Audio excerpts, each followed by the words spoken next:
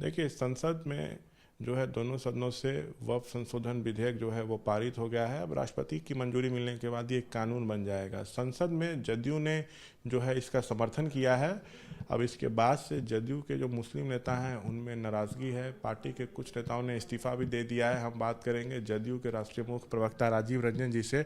आपके पार्टी के कुछ मुस्लिम नेताओं ने कल रात से अब तक जो है इस्तीफा दिया है। इस पर अगर हम बात करें नाम, तो एक का नाम इसमें नवाज मलिक बताया जा रहा है, इसमें एक का जो नाम है वो बताया जा रहा है कासिम अंसारी, और एक ने आज इस्तीफा किया, उनका नाम बताया जा रहा है तबरेज़ सिद्दीकी। खुद को ये लोग पार्टी का पदाधिकारी बता रहे हैं। देखिए, सबसे पहली बात तो ये है कि ये जो भी नाम है ये हैरानी पैदा करने वाली स्थिति पैदा करते हैं। इनमें से किसी को सांगठनिक ढांचे का कभी हम लोगों ने हिस्सा देखा ही नहीं है, न कभी किसी गतिविधि में रहे, ना पार्टी के किसी पद पर है। ये अफवाहें निहित स्वार्थी तत्वों के इशारे पर फैलाई गई हैं और मैं पुरजोर शब्दों में खंडन करता हूं। इनका पार्टी से कोई लेना देना नहीं है। वक्फ पे आप लोगों ने समर्थन कर दिया, तो उसको लेके बताया जा रहा है कि मुस्लिम नेताओं में नाराज़गी है, इसलिए इन लोगों ने इस्तीफा दिया। भले आप कह रहे हैं कि ये लोग पार्टी पदाधिकारी नहीं हैं, भ्रम फैला रहे हैं, लेकिन सर गुलाम रसूल बलियावी राष्ट्रीय महासचिव हैं, चाहे MLC गुलाम गौस, चाहे इसके अलावा आपके और एक बड़े नेता हैं अशफाक करीम साहब, ये लोग तो विरोध जता रहे हैं। देखिए, सबसे पहली बात तो यह है कि अभी बिल के प्रावधानों को लेकर जो भी भ्रांतियां विपक्ष की ओर से फैलाई जा रही हैं, उससे कुछ लोगों के मन में आशंकाएं हो सकती हैं।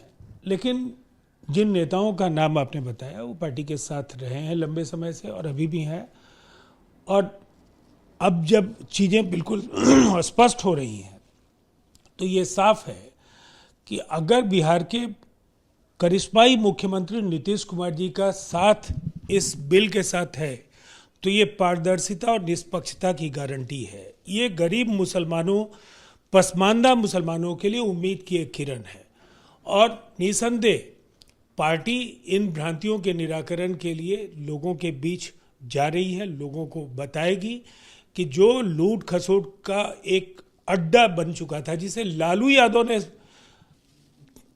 तेजस्वी यादव आज क्या बोलते हैं मैं नहीं जानता हूँ, लेकिन उनके पिता लालू प्रसाद जी 2010 में संसद में उन्होंने जो कुछ भी कहा लूट खसोट को लेकर, डाक बंगला की संपत्तियों को लेकर और वक्फ बोर्ड पर सीधे तौर पर उन्होंने जो निशाना साधा, क्या उनकी पार्टी आज लालू जी को नहीं मानती है? लालू जी के जो उस समय के जो बयान, जिस तरह से तल्खी भरे बयान थे, उसको वो नहीं मानते हैं।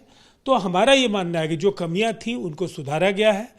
मुसलमानों को कतई भयभीत होने की जरूरत नहीं है। बिल के साथ नीतीश कुमार जी हैं तो ये बिल की ये निष्पक्षता, पारदर्शिता और लूट खसोट पर नियंत्रण रखने की ये व्यवस्था है और इसीलिए हम लोगों ने बिल को समर्थन दिया है। केंद्र सरकार तो कही रही है कि जो वक्फ संपत्तियों का मिसयूज होता था उसको रोका जाएगा, गरीब मुस्लिमों को फायदा होगा, लेकिन RJD लगातार करी, चाहे तमाम विपक्षी दल या मुस्लिम संगठन है, कि वक्फ की संपत्तियों को हड़प लिया जाएगा, मुसलमानों को परेशान करने के लिए लाया जा रहा है। ये उनकी थेसिस है, लेकिन सर पटना में पोस्टर भी लगाए गए हैं। नीतीश को बताया गया कि गिरगिट से भी ज़्यादा तेजी से रंग बदलते हैं। ये कहाँ तक उचित है मुख्यमंत्री के लिए इस तरह का? देखिए, ये बदहवासी और बौखलाहट है, जो चौधराहट है ना, लोगों को गुमराह करके लंबे समय से विधानसभा और लोकसभा के चुनाव कुछ लोग जीतते रहे हैं, उनको जनता इस बार ठिकाने लगाएगी। जनता ने मन बना लिया है कि लोगों को बरगला करके लंबे समय तक आप सत्ता में नहीं रह सकते। और नीतीश कुमार जी को किसी पोस्टर के जरिए आप अगर अपमानित करने की कोशिश कर रहे हैं तो बिहार की अस्मिता और स्वाभिमान के प्रतीक हैं। आप 14 करोड़ बिहारियों का अपमान कर रहे हैं। आखिरी सवाल, RJD दावा करे कि जदयू में टूट होगा, जिस तरह से कुछ नेताओं ने इस्तीफा किया जिनको आप पार्टी के पदाधिकारी नहीं बता रहे हैं, और जो कुछ नेता नाराज हैं, जो बड़े नेता हैं, तो RJD करिए कि भगदड़ मचने वाली, इस दावे में कितना दम है? क्या जदयू एकजुट है या कहीं कुछ हो सकता है? चुनाव के नतीजे बताएंगे। एक विराट जनादेश की ओर हम बढ़ रहे हैं और पसमानदा मुसलमानों का भी साथ पार्टी को मिलेगा। एक बड़ी जीत होगी और राजद जैसे पार्टियों की दुकान बंद हो जाएगी। तो ये थे बातचीत करते हुए राजीव रंजन। कैमरा पर्सन विशाल राय के साथ मैं शशांक कुमार, ABP न्यूज पटना।